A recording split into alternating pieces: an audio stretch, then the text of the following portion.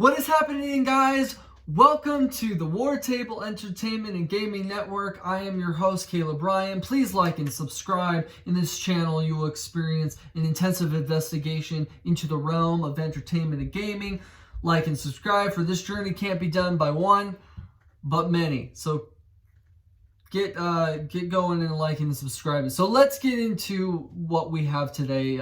It's May 19th. Amazing gaming news today for the gaming network, and so let's get into it. Mafia Trilogy is coming out, and the Mafia Trilogy is finally announced. 2K Games and Hangar 13 are making all three games and all that stuff, and so it's really interesting to see where that's all going. So there's trailers now out. There's IGN, there's GameSpot. They're showing all of that stuff. But one thing that got me a little disappointed was that Mafia 1 and Mafia 2 and 3 are available now. Yeah, that's great. I'm so excited to get back into Mafia 2. I have not played Mafia 2 before. I played Mafia 1, but I've also played Mafia 3. So it's interesting to see how all of that's going to go. But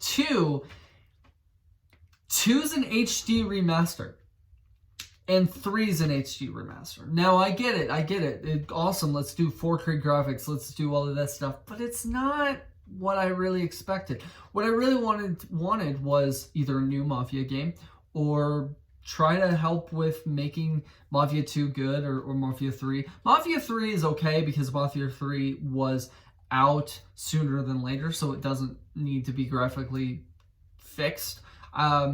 But Mafia 3 also has problems because Mafia 3 was repetitive. I mean, it was so repetitive. I was going here and there, and it's like, oh gosh, man, and I was excited to see if Mafia 3, they were going to like fix a little bit of it, but no. Mafia 3 and 2, there were HD remasters. Now, Mafia 1 is getting a full remake, August 28th.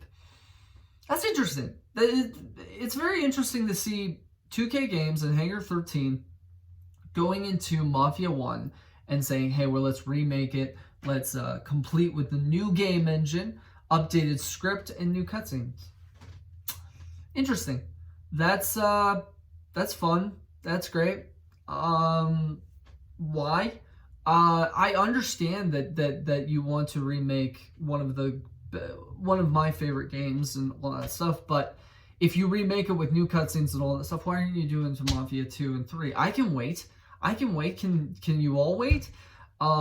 It's interesting to see how they're not going to do the whole trilogy. It would have been awesome for them to do the whole trilogy, all remake, new game engine, get it ready for Xbox Series X and PS5, and really get us into what it is. So who knows? But so you can purchase the trilogy for $60 and get Mafia 2 and 3 now, and Mafia 1 when it comes out. Or you can buy them separately. But separately, it's like Mafia 2 is like $30, Mafia 3 is like $40, and then like Mafia 1, you can pre-order it, but it's like gonna be $60. So it's like, what is the capacity for this awesome trilogy, but what is the capacity for price and all that stuff? So it's really, I'm excited. I mean, one thing about this War Table thing is that I'm an analysis. So I analyze all of this, and to be honest, I analyze 2K wanting money. I analyze 2K and Hangar 13. Why can't they just make one Mafia game? Why can't they just make the Mafia game, wait for it, and not announce it now? But now they announce a HD remaster of Mafia 2 and 3. That's great, but Mafia 2 and 3 is on PS Now, and do you really want a remake? Do you really want to pay $60 for all of those three games? Yes, you do, because separately it kind of adds up to a lot more. But it's still something that I believe that we need to understand, is that why are they doing this? And to be honest with you, I'm really excited. I'm so excited. Mafia 1 I've seen the trailer, it's cool, the teaser's really cool, it's very graphically good, they're changing cutscenes, they're changing, updating the script, that's really fun, that's great. That means there's going to be a new Mafia game, kind of. Well, then just call it Mafia and just say, hey, HD remasters, you can get them anytime or whatever. But this was the big one, and August 28th. Can't wait, man. Okay, so here we're going to talk about another story. Very, very small story. Sony CEO Yoshida, he announced PlayStation 5 games are critical. PlayStation 5 games are announced soon. So he said soon. Now, this is the thing with Phil Spencer when he put on a tweet saying, hey, Xbox games, we're going to find out soon.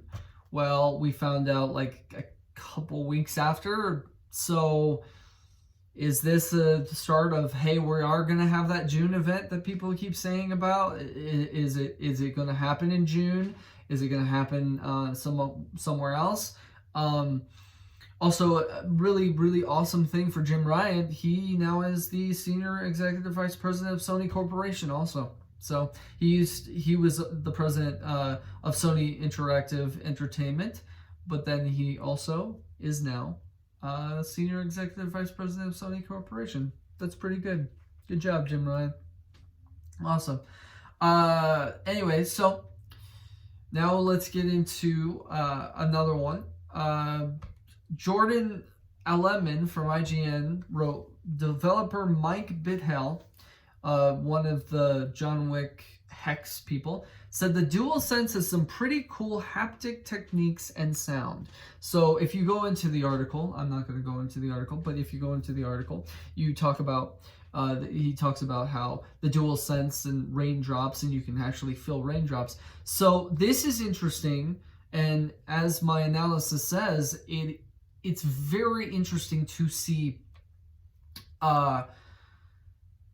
this technique that they're doing, this cool thing, 3D sound, this idea that you can feel raindrops falling, you can think, and then this guy's actually felt a demo. So I'm really excited to get my hands on this PS5 DualSense. This is so interesting because I'm really excited to see what is PlayStation 5 going to do with the DualSense, with the awesome PS5 technology to make, maybe this is actually going to beat Xbox in the sense of we have where you can feel the game, where you can touch the game, where you can actually feel that you're in there. It's interesting to see that what we're going to see, and we're probably not going to hold it for very time because of coronavirus, but it's interesting to see that he has holded the DualSense. Okay, so now a big thing also, it's Witcher 5's 5th anniversary. So CG Projekt Red made Witcher 3, and Witcher 3 was amazing. Oh my gosh, I love that game. So it's their fifth year anniversary, and I'm really excited. I'm really excited to see what they're gonna do with that anniversary. Who knows? Maybe because CG Projekt Red is doing an awesome game called Cyberpunk 2077. All right, so good for them. Good for them. So now, let's talk about the topic of the day. Topic of the day is because we're going to talk about a article that Jonathan Dornbush from IGN talked about, and we're going to investigate some stuff about Ghost of Tsushima, because Ghost of Tsushima, he writes on his headline, Ghost of Tsushima is Sucker Punch's biggest game ever. Now that made me think, hey, biggest game ever. Sucker Punch has made Infamous, Infamous 1, Infamous 2, Infamous Second Son, and I have a question to ask all of you. What is content if it's not good content? Seriously, what is this idea of getting bigger, but is the content good? So we're gonna get into this article. So the Ghost of Tsushima Sucker Punch biggest game ever. Okay, Ghost of Tsushima will be Sucker Punch's biggest game ever as the infamous and Sly Cooper studio sets out to craft an ambitious story and world on the island of Tsushima. Speaking to IGN after the recent Ghost of Tsushima State of Play, creative director and art director Jason Connell spoke to the scope of Tsushima. It's a lot bigger than infamous Second Son. It's definitely Sucker Punch's biggest game ever. We've ever made by landslide. Both in the amount of stuff that's in it and also just sheer landscape square footage wise. Connell, who also told about Ghost of Tsushima's move away from the karma meter, said, Connell explained that the team often gets asked about Ghost of Tsushima's size in terms of length of completing the game, though he noted it's hard to pinpoint because completing can mean various things for people with open world games. Some people just play the story and others want to find everything. The studio recognized this and worked to create a world big enough that is both those opportunities. People that can just play story and people that can get lost in the environment. And as our few looks at this environment is shown, Ghost of Tsushima looks to be a visually beautiful adventure. Okay, so Sucker Punch just said, biggest game ever. Do we want that? See, this is the biggest thing about games right now. There's so many. And there's so many big games, big open world. Odyssey, for example. Odyssey had variety. They had some repetitive stuff, but variety. It made you have fun. It's all that stuff. So Ghost of Tsushima. Yeah, I'm really excited to play it. But is it fetch quests? Remember fetch quests? Fetch quests? Those are not as fun. Variety. Is variety better than an actual amount of content? Because content versus good content is a little bit different than content for a game like, let's say, Mafia 3, for example. It was repetitive, doing everything. It was like, okay, but the story was amazing, but I didn't want to get into the story because it was so much work trying to get all of the this or that, and it's like, okay, come on. And that's an open world game, big game, but is that how I want it? GTA 5, for example. GTA 5 is good content. It has everything. It has a very fun quests and all of that stuff, and you really get to have enjoyment with cars and all that stuff. So it's awesome to see that good content is there. You know, it doesn't have to be a big game. It just has to have good content. It has to have a fun story. It has to have a exact look on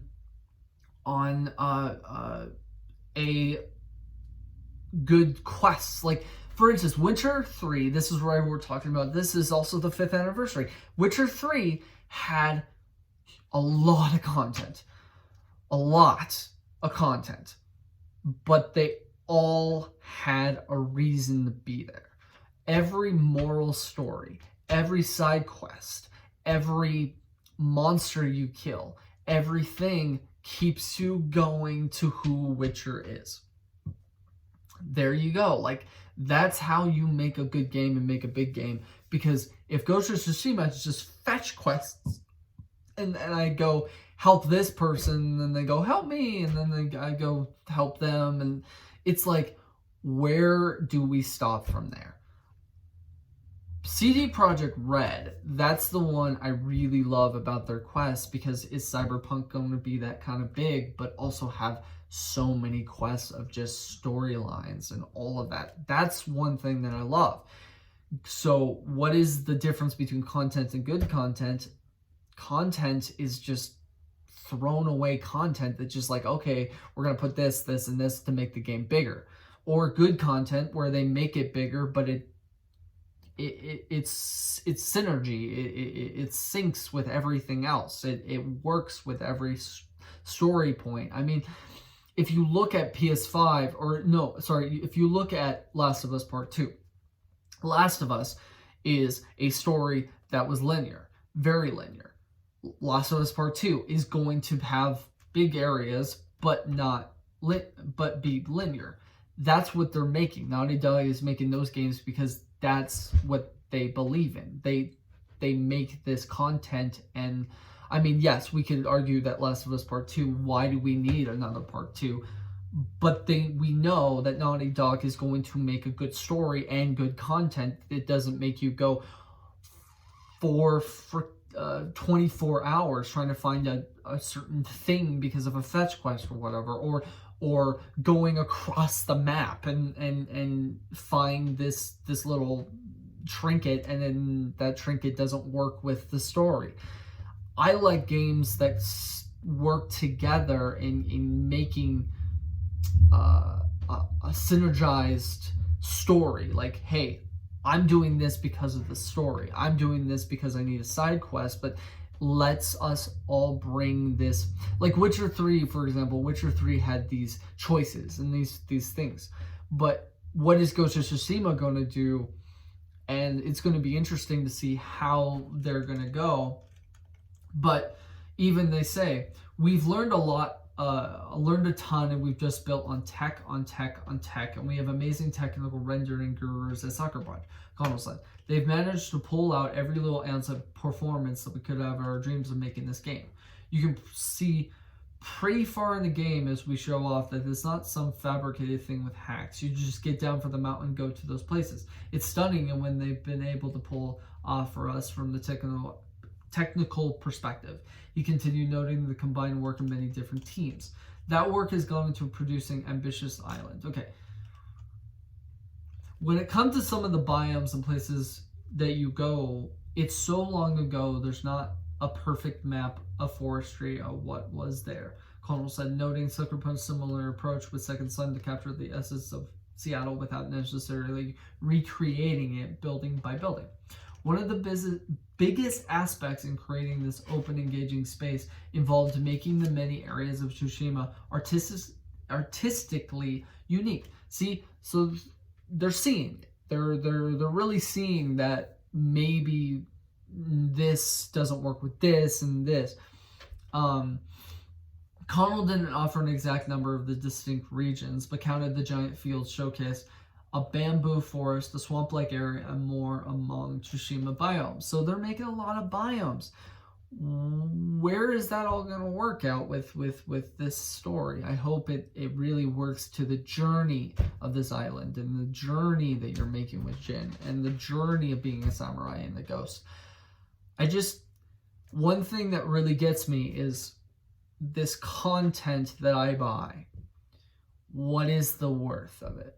You know, what is the worth of having a game that frustrates you and has to do fetch quests, and then you go good content like, oh my gosh, I was so excited, like Red Dead. Red Dead kind of did a problem with that, which was like, I love being in a Western, but do we really need all this content? Do we really need this?